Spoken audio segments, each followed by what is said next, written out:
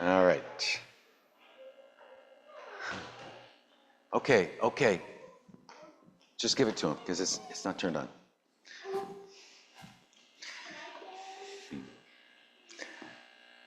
All right. So, the U.S. Army and the cavalry. All right. So the U.S. Army and the. No, I can't figure that one out. Okay. So, a guy walks into a bar and he's got his little dog with him. And the bartender says, hey, you can't bring a dog in here. And he says, no, just hold on, just check this out. Did I tell this one? And he sits the little dog down at the piano. And the dog puts out his paw and he goes plink on the piano.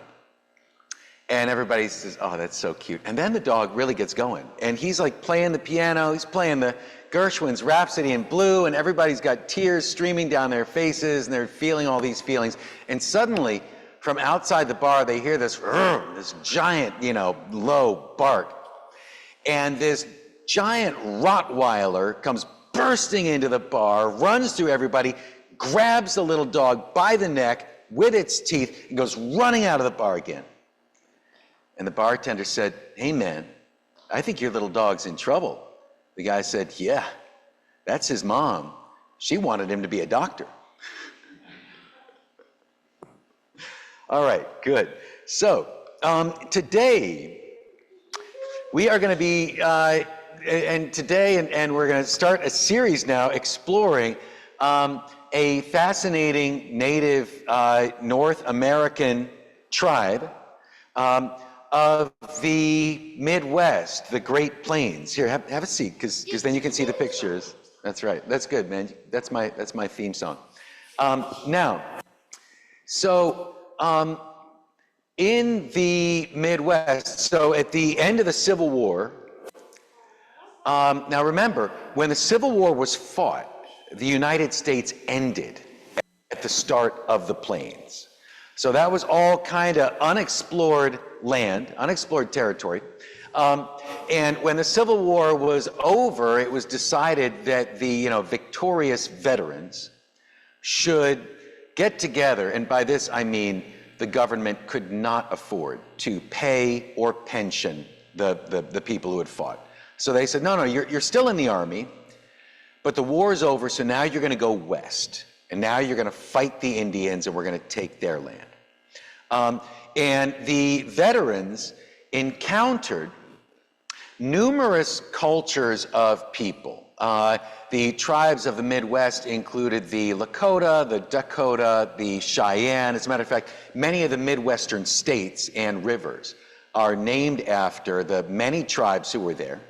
Now, when we think about the tribes of the Midwest, the most familiar name is the Sioux, which is a French word. When the French went into the Midwest, they encountered people, and they called them the thighs. The thighs, like the body part. They said these people should be called the thighs, the Sioux, because they were like horseback riders, and they had these very strong legs. And so the peoples, of the Lakota, the Dakota, the Cheyenne, all of the Midwestern tribes are sort of collectively known by this French word. The Midwestern tribes are, maybe the most famous. If I told everybody here to just close your eyes and imagine a Native American, the first one that came to mind, chances are the image that would come to mind would be a horseback riding, bison hunting, teepee living, Midwestern Native American. And that is partly because when, post-Civil War America was pushing west, the Midwestern tribes were such an absolute horror. The soldiers could not defeat them. They just ripped the Civil War victors to pieces. And these were warriors on horseback in their underwear with bows and arrows. And they just tore through the cannons and the muskets and the rifles. They tore through everybody, and nobody could believe it. It was really like fighting some kind of spirit force who, you couldn't seem to hit with your bullets, and they would just rip right through you, and they were mostly naked, and their weapons were very simple. And when we think of some of the most famous Native Americans, like Sitting Bull, like Crazy Horse, they are members of this group. When we think of some of the most famous moments in the history of Native American clashes and battles with European America, moments like the battle at Little Bighorn, also known as Custer's Last Stand, and that was as the Civil War veterans were heading west. A whole bunch of Native American tribes decided that they were all going to get together, get their warriors together for one big, once and for all battle. And General Custer led his soldiers, and these Native Americans on horseback just totally ripped them to pieces. And it was a real surprise. And then the massacre at Wounded Knee. So this is also this same group of people. As a matter of fact, and we'll get to this in a few sessions. It was the surviving veterans of Custer's Last Stand who were put in charge of policing the reservation at Wounded Knee Creek. And it was the survivors of the Battle of Little Bighorn who opened fire on the people in 1890. The Midwestern tribes are also kind of the most famous because of Hollywood. And when we think of like the Hollywood Indian, we are most likely thinking of the Midwestern tribes, from John Wayne to Clint Eastwood, to even Dances with Wolves, directed by Kevin Costner, which was, really the first Hollywood movie to look at the story from a Native American perspective and to show that there was this, this soldier who joined a Native American tribe, and then that allows us as non-natives to kind of enter this culture and sort of get a tour of it, a tour for outsiders. And that's really what Dances with Wolves is about.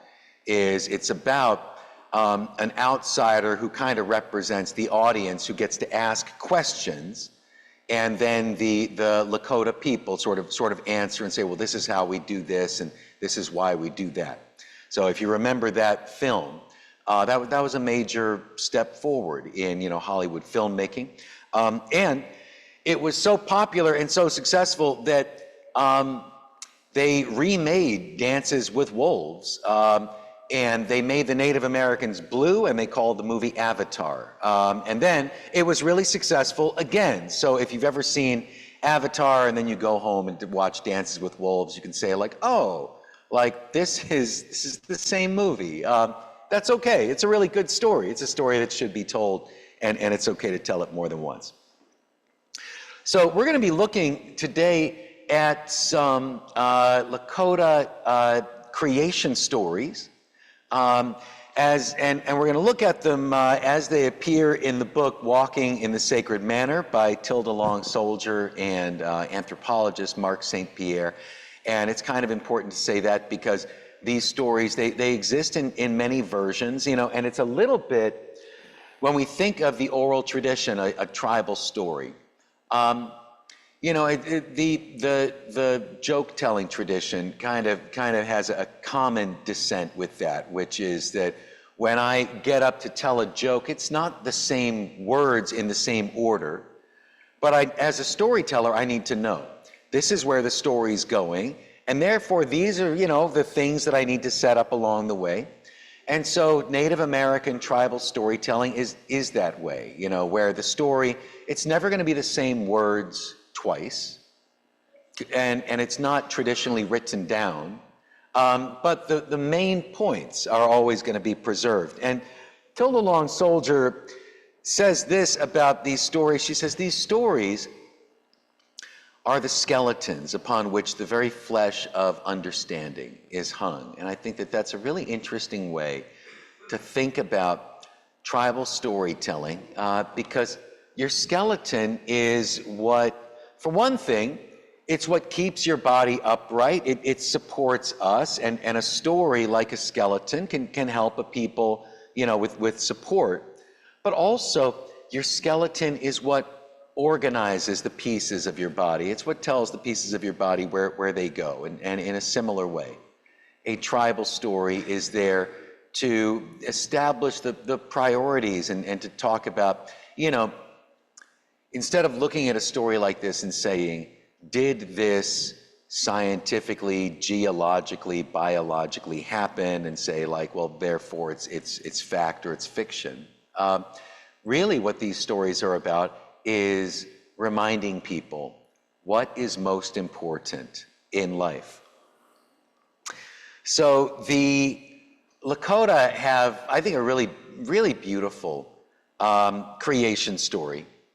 In the beginning, they say there was only Eon, and he was this cloudy, kind of formless being floating around in sort of the endless expanse of darkness. And he realized that what he wanted more than anything was to be generous, was to show how generous he could be. But there was no one and there was nothing in all of the cosmos to give anything to. And so they say that he pierced himself and he squeezed out his own blood until it hardened and it became this ball, this circle, the earth. And that now there were two things in the universe. There was Eon and there was this ball. And now that he had something that he could give to, he kept giving to it, and he squeezed from himself water and sky and all of these things until he was completely empty, and until this giant cloudy being was reduced to just this lifeless rock.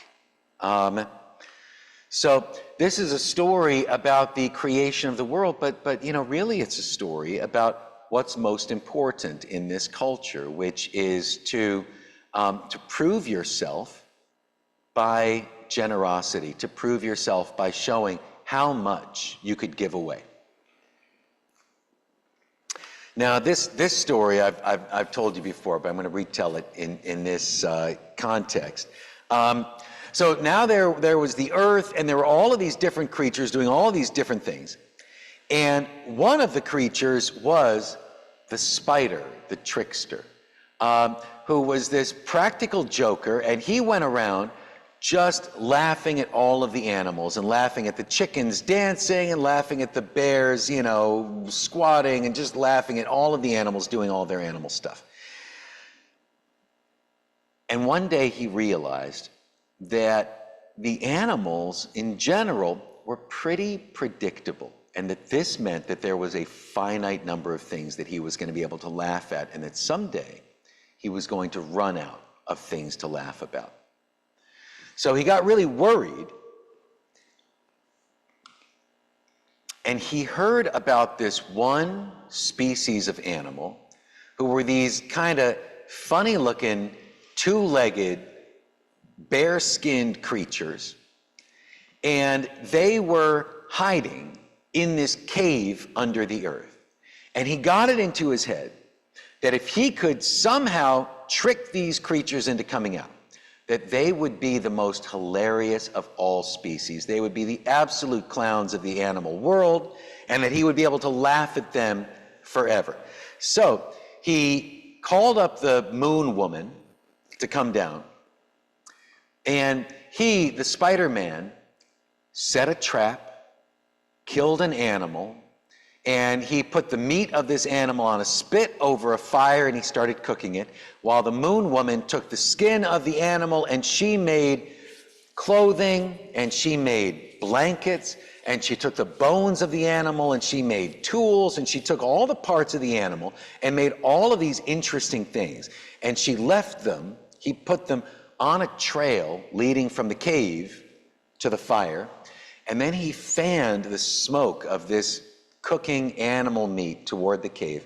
And they say that these strange two-legged creatures came wandering out of the cave, and first they were following the smell, and then they started finding all these cool gifts.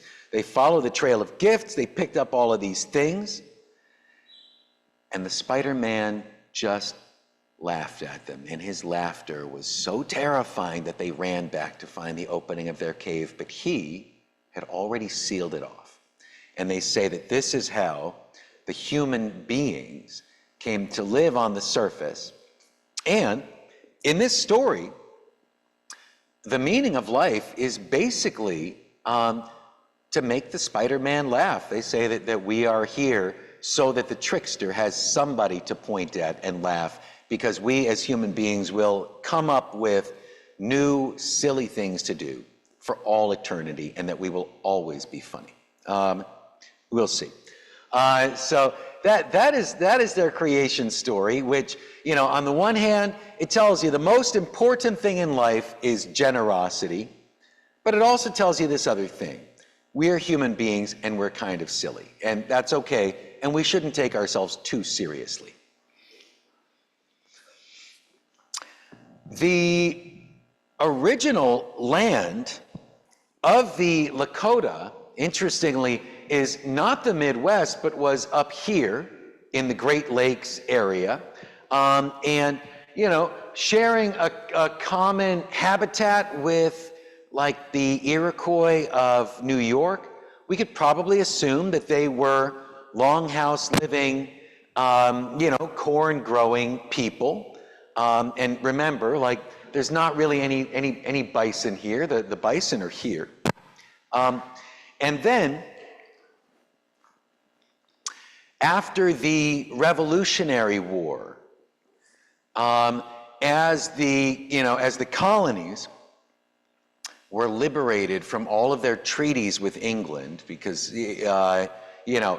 England had made treaties with all of these Native American tribes, saying that the colonies will never come west of here, of this mountain range.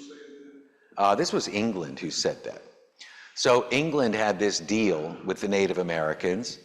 The colonies are never going to spread west farther than they are. And the biggest thing that we won in the Revolutionary War was that once the colonies became independent, those treaties between England and the Native Americans were null and void. So it was a real surprise. It was a real surprise when the Revolutionary War ended and suddenly the colonists started pushing west. And they pushed hard, and it was a disaster. And one of the ways that they pushed, they could push with guns, but what they found even more effective was trading guns to Native Americans and then pushing them to go and attack each other and go fight each other. And that was how, you know, the natives who had the guns were able to chase away the ones who did not. And so one of the displaced peoples was the Lakota tribe, who had been there by the Great Lakes, and suddenly they were pushed west into this unfamiliar landscape. It was a place where you could not gather enough tree bark to build a longhouse. It was a place where, you know, you could not farm in the same way. So all of the strategies and the life ways were over. And they tell a story that as they struggled to survive in their new environment, they sent 2 hunters on one last desperate hunting trip to see if they could find some food for these starving people. And as the hunters were hunting, they saw this naked woman come over a rise, and she was walking toward them. And one of them immediately said, "She's out here all alone. She must be a really holy person." And the other one said, "Well, she's out here all alone, so she must be vulnerable." So he went running up to her, and she signaled for him to come closer. And this cloud formed around them, this buzzing cloud. And when the cloud cleared, he was reduced to just a skeleton. And then she said to the other guy who was more respectful, she said, I've come to talk with you. I want you to gather up all of your people. So he takes her back to this place where the people are starving, and she sits them down in a circle, and she has come to offer a treaty. She's come to offer an agreement between the people and the bison.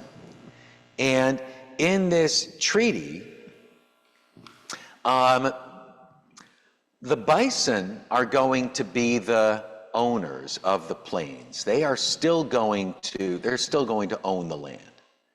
But the people are going to be allowed to move there and live there on the condition that they are helpful to the bison. And the bison can do all kinds of things for themselves. But there are certain songs that the bison cannot sing, and there are certain dances that the bison cannot do. And so the bison want for human beings to come to the land and live there and do songs and dances so that the great mystery in the sky will send the rains to grow the grasses so that the bison can eat and live and thrive. And in exchange for this, the bison are going to offer them food in the form of bison meat, shelter in the form of bison leather tents. They offer them clothing. They offer them tools that you can make out of bison bones. That thing about using every part of the animal, if you can envision this, like even the bison stomach could be used as a cooking pot. You would turn it into this bag so that you could put water and food into it, and you would drop hot rocks into the bag in order to boil the water and cook the food. So it wasn't a pot that you could heat from underneath because it was essentially leather.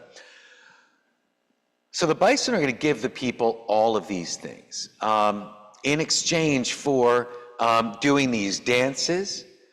She gives the people gifts. She gives them the gift of the sacred pipe. She teaches them the dances that the bison want them to do. She teaches them how to fast and how to have a vision quest, how to build and conduct a sweat lodge bath, and also she sternly instructs them to always treat women with respect, which was kind of the first lesson that she taught when she reduced that man to a skeleton. So she hands them this gift of the sacred pipe, and as soon as it's revealed, a fight breaks out, and this one guy is really trying to get the pipe for himself, and the people fight. Somebody's ear gets cut off, and she picks up the ear off the ground, and she attaches it to the stem of the pipe, and she says, this is going to be a reminder of what possessiveness can do to people. And I think this is an interesting story because, every religion, when you think about the origin story of every religion that you've ever thought of, they all start out as a gift for everyone. And it always starts out as like this new thing is being revealed and it belongs to everyone. But then there's always some moment where some group of people says, we are going to become the gatekeepers. We're going to become the ones who get to say, no, you don't get to do it unless you do it the way we tell you. There's always somebody who comes along and grabs it and takes possession of that good news, that message. Now, in this religion, they have a story like that, except for the story ends with, no, nobody gets to be the gatekeeper. Nobody gets to decide, you get to use the sacred pipe and you don't, or you do the dance this way, or you can't do it. The message, the good news, it remains property of everyone. It is shared property, and in this tribe, one of the differences between a Native American, like shaman, medicine person, and a a Catholic priest or a rabbi or whatever, is that a Native American medicine person cannot tell you that you're doing it wrong. And they can't tell you that you're not allowed to do it. They can't tell you that you're not allowed to, do the ritual unless you do it this way. They're not allowed to tell you that you can't say the prayer unless you do it this way. Native American medicine people do not have that authority to they don't have the authority to limit other people's access to the sacred, which in some religions there are people who get to decide you get to be part of the sacred thing and you are not allowed inside. She gives them this one sacred pipe, but also with it, she gives them the knowledge of how to make one. And this is something that, each person could make their own sacred pipe. And we'll talk about that more in our next session, what it's made of and how it's made. But part of what makes the sacred pipe sacred is that you make it yourself and you sing sacred songs while you are gathering and assembling these pieces. And, it is the maker who can give it this sacred energy. Yeah. Wait a minute, let me see. Oh, him? It is not a wristwatch. This is Sitting Bull.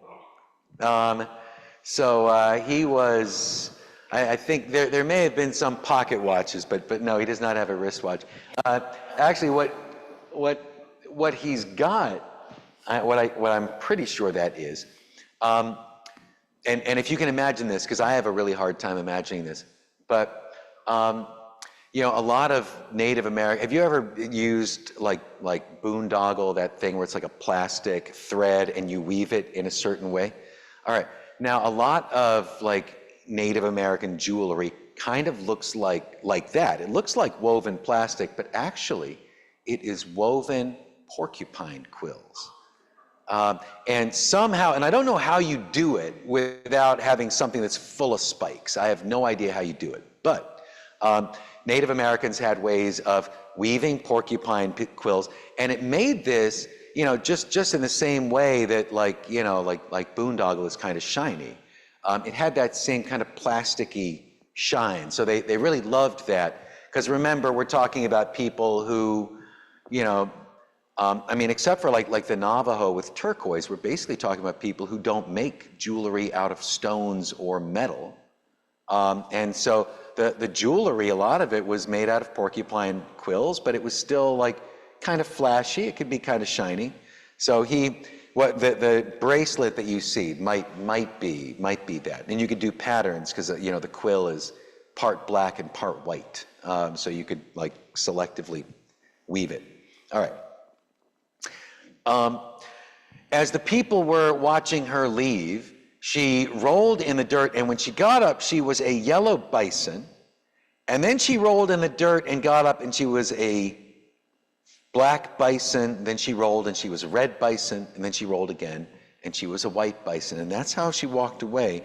And they still say that the sighting of a white bison, and that is, when a bison is born without pigment in its fur, it becomes a white bison. But that is still considered to be a very sacred sign that this woman is coming back to check. Are there any white bison? People see. Yeah, it's very rare. But yeah, every I don't know, 60 or 100 years, there will be one. There are not that many bison now. So, presumably it was a little bit more common back when there were millions and millions of bisons on the plain. But that was still considered to be a very special sign.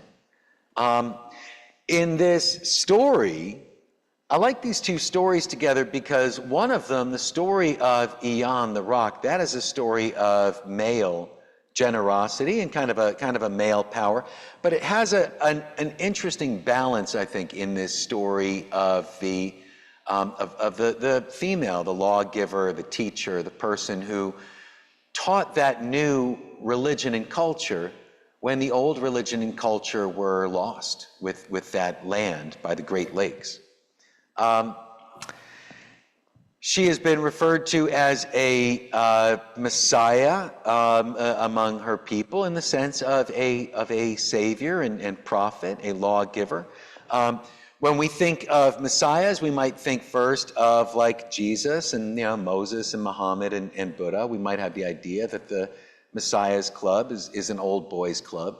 Not really the case. Actually, if we went through and looked at all of the saviors and prophets in all of the religions, combined throughout human history, I think we would find more female saviors and prophets than males. But in this last 3,000 years, in this chapter of religious history, we have really come to focus on male messiahs, and until it gives us the impression that it's always been that way and that all religions are like that.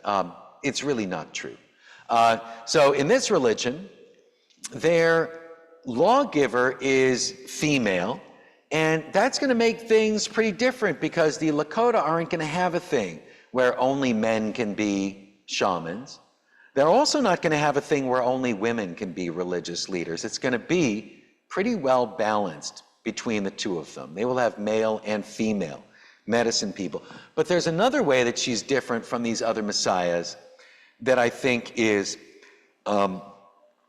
maybe even more significant, is that she is also a bison. She's also an animal. And this, unlike the religions that we are most familiar with, I think we are most familiar with religions that are kind of by humans, for humans, and about humans, where the message is from a humanoid creator to humanoid creatures, and that all of the other animals are just, collateral or, property or prey or whatever they are. But in this religion, it is the religion of the bison, and we might think of her as a human character who can turn into a bison as some kind of magic trick. But really, it seems from the story that this is a bison character who can take human form when it's time to communicate with the humans. So this really is, it is the religion of the animals of the plains, and the human beings are invited to join the religion as long as their presence is beneficial to the animals, who are still considered to be kind of the owners and the chief of the plains. I think it's interesting to think that as a shapeshifter, if she could take any form, it's interesting that she does not take a male form. She takes a human female form, and I think that this is significant in the story. I think that when a lone naked man shows up and starts telling everybody what to do and how to live, there is maybe a greater chance of conflict. Whereas in this story, she shows up and she delivers the message, and the people do. They don't feel like somebody's trying to take over or threaten them. They listen, and this whole new message is revealed. I think this is a good spot for the end of this session. Do we have any questions about this story? Good. Then we will continue. Yes, please. I remember seeing recently on the weather app about, and I just Googled it myself for her question, it was June of this year, a white bison was born in Yellowstone. Oh, yeah. So she said, just in June of this year, a white bison was born in Yellowstone. And it was like an answer to prophecies of Native Americans. Uh-huh. The natives named it and everything. Yeah. That's exciting. I wonder now what that bison's life is going to be like, if you're like the Dalai Lama of bison. I don't know. But so we'll continue next month. I mean, hopefully next month I won't show up and we've just found out that there's some like, whatever, like naked man telling everybody what to do. We'll see how that goes. But good. Next month we will continue with this culture. So thank you.